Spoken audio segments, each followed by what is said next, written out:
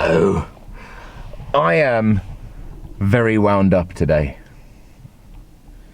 Look what happens, by the way, when I try and go outside the car and film out here. I live by the sea, and it's beautiful, right? This place is ridiculously beautiful, but you try and film out here, and it's just so windy. Nobody can hear a thing. There's a man out there. I think he lives there, so I'm not going to film his house. But, yes, you know, you can't really film properly out here because of the wind noise, so that's unfortunate. So I'm going to get back in the car that I'm sitting in now, talking to you about businesses who just don't understand how not to alienate their clients. Some businesses are hopeless at this. They just alienate clients left, right, and center. And I can't stand it, right? I cannot stand it. It comes from a place of kind of protection of the ego, but also protection of the self from past hurts, past insults, that sort of thing. And people are very, very slow to let go of that stuff. So you're left with, I'll give you an example. Like sometimes Gordon Ramsay can get a bit hectic with people. You know, he's really good at what he does, hotel nightmares, kitchen nightmares, but he can get a bit rude, you know, and get a bit unhelpful at times as well. So I commented on a clip from Gordon Ramsay's show, I think it was Hotel Nightmares recently. Somebody uploaded a clip to YouTube and I commented that Gordon could have handled that better. I'll put a screenshot up here, and the response I got back was, yes, but he's helping. And I responded like, yeah, he is, and he's really good at what he does, and he's probably a fantastic person. He's probably fantastic at everything he does. And in fact, we know he is. Look at all of his accolades, look at all of his achievements, right? But he could have been more empathetic, more emotionally intelligent, and more helpful in the moment. There was a woman who was just overwrought, tired, exhausted. I'm actually going to put the clip in here. Just watch this. Is this necessary right now? Necessary. I'm absolutely exhausted because they're silly hours. I don't You're know the person who came to idea. do this. Yes, and but sat with your agent I had and absolutely no idea that these hours would have people bursting into tears every 5 minutes. It's not my scene, quite honestly. Does this make you feel better shouting in front of the blue I'm not shouting in front of anybody. Is that you have to show off? How stupid. Don't be so stupid. I'm not showing off. Don't be so stupid. I am tired. Calm down. No. Don't raise your hands. Why not? Don't raise your hands. What do you mean, don't raise my bloody hands? I've just told you, don't raise your hands. What? Don't. Calm down. No. Take you outside. Is that what you like? Do you really Just want calm to, down. Do you want people to just Calm get down. pushed? I'm much better staying right here. For now. No. For now, let's just all calm down a bit, eh? Let's just all calm Do you down. want to go upstairs, Amanda? No. I'm not lying. You're playing a game. I wanted to show off. Everybody's buggered. Okay. Look, we're all buggered. Fine. Come on. Come on. You sure? Yeah, sure. You want to stay here? No. I'll just stay here. That's all right. The rest of you just let Amanda, just let her chill by herself, and the rest of you get on with it, okay? Now, my point remains that Gordon Ramsay could have handled that situation a lot differently. Instead of calling us stupid, going to the name calling, going to the gainsaying stuff, he could have gone to a different place completely and gone to a place of more empathy. Just listening. You'll notice that she calmed down immediately the moment her team recognized her feelings. They said, I know you're tired. We're tired too. They just listened. And she changed. She became better. So that failing of Gordon's, where he always has to be antagonistic, he always has to go in, I think that's possibly one of his failings, you know? He's a gentleman, he's very successful, and he probably doesn't have many failings. But the emotional intelligence and the empathy, I think, is something that a lot of people struggle with. I'm often overly empathetic, you know, which is why in my business, in what I do, I have that in the forefront of pretty much everything I do. I really look after my clients. I really care for my clients. I go not even the extra mile, but there is no mile that I'll leave untraveled for my clients, you know? And it's one of those things that I low-key expect from other businesses when they're dealing with me.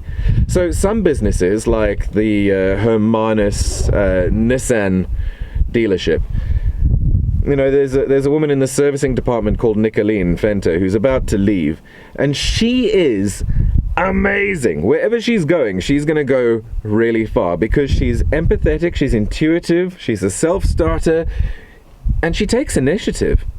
You know, she notices things, she gets proactive on processes. I mean, I haven't had to lift a finger in a warranty process the entire time I've known her, because she just does it, and she just lets you know when it's done. You never have to follow up with her.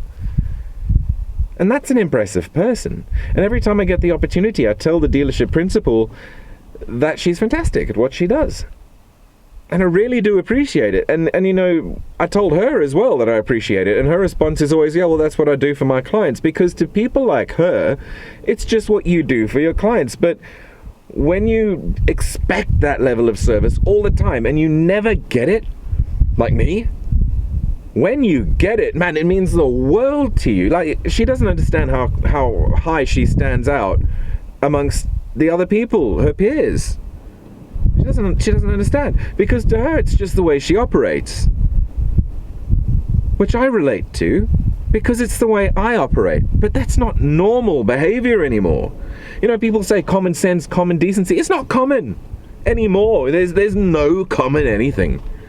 You know, there's just what you nurture in yourself. And if you don't nurture decency, and you don't nurture empathy, and you don't nurture these types of traits, you're not going to get them, right? You get what you nurture, really, in life. And going back away from the Nissan Homanis thing, going away from Gordon Ramsay, it's really important to realize that these kind of knee-jerk strong reactions to criticism and bad reviews come from a place of either ego protection, or they come from a place of protecting yourself from a past hurt or a past trauma. It's always one of the two. And if you know that about yourself, you can start to process your feelings a lot clearer. You're going to be able to be a lot freer, a lot easier with the way that you live, exist, behave, and feel. I think it's a really good thing to shoot for.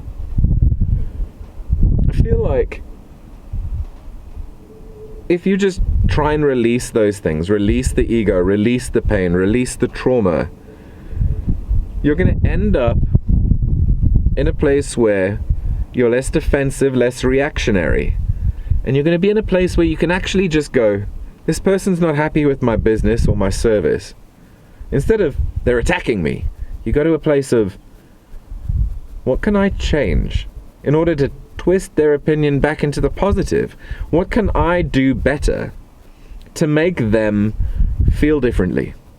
And then, all of a sudden, you don't have a bad person. You don't have a bad business. You don't have a bad attitude. All of a sudden, you just don't have the correct solution for that person right now. And you can build that solution. You can do it, you know, and you use their input. So every single criticism, negative review, piece of constructive input is going to help you grow your business if you let it. But if you resist it, you're going to stagnate. You're going to become a dead ghost ship in the water. You're going to churn clients, you're going to churn staff, you're going to lose a lot of money. So I get it. Like, the old business perspective was that empathy doesn't matter, you've got to play hardball, you've got to be a shark. But boring, people. Come on. Let's move past that, right? Let's move away from all of that nonsense. Let's just care about people, about their aims. Let's realize that, yes, we want to make money, but so does every other person. And if we help them do that, we'll make money too.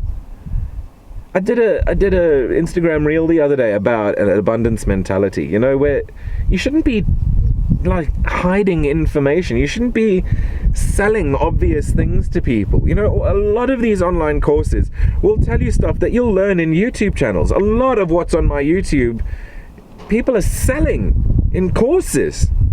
Why? You can go on YouTube and learn it. Sure, structure helps, but YouTubers like myself, YouTubers like Roberto Blake, YouTubers like Vanessa Lau, YouTubers like, there's so many of them, are giving you the structure, are giving you all of those, and then those people are selling you courses that are more advanced. Isn't that better? You get the basic help that's what you get with YetiVoice as well. You get the basic help that you need. You get the intermediate help that you need. As if you want to do this stuff yourself, go onto my YouTube, you can learn it, right? But don't pay for it in a course, not the basic stuff. Pay for advanced courses once you've learned the basics on your own. This is the real world. Download the following app.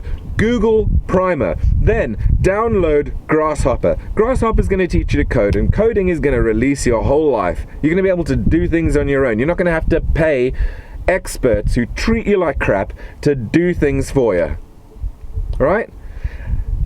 That's Grasshopper. Google Primer is going to teach you marketing. It's going to teach you almost every single skill that you need to succeed online. And then, if you still need help, book a call with me. Pay for a call with me.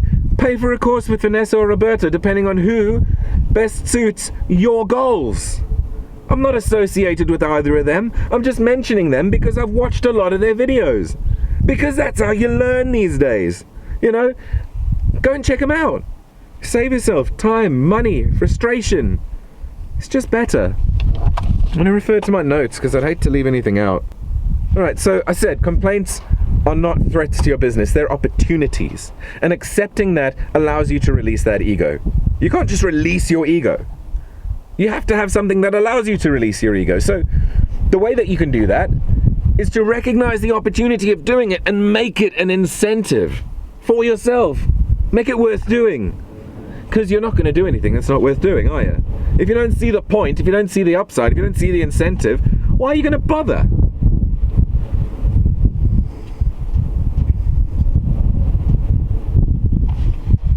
Alright, so I really want to encourage you, before this goes on to like 15 minutes flipping long, I want to encourage you to reduce your ego. Make a list of what you're doing right, then make another list of what you're doing wrong. Work on the stuff you're doing wrong, and use the stuff you're doing right to bolster yourself and give yourself energy for the day. You know, take Gordon Ramsay. Full circle time.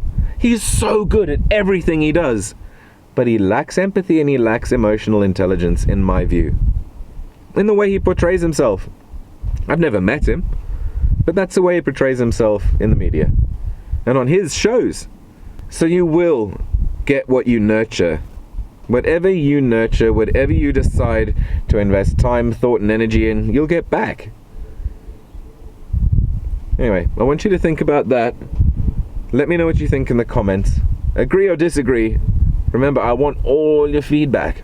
I might even shout a few of you out in the future.